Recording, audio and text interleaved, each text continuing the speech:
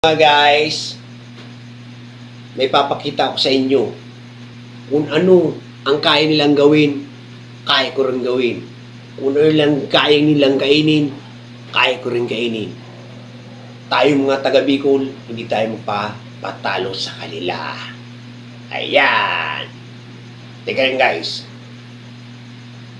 mag-uubad ako ng damit para makita nilang uragon tayong mga taga Bicol.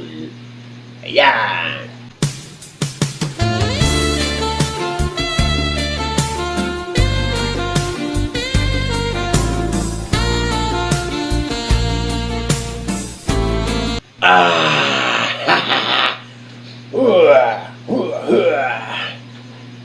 Papakita ko sa kanila kung ano kaya kong kainin na hindi kaya nilang kainin.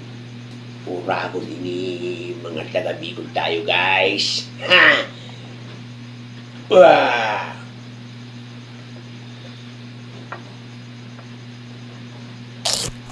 Ayan.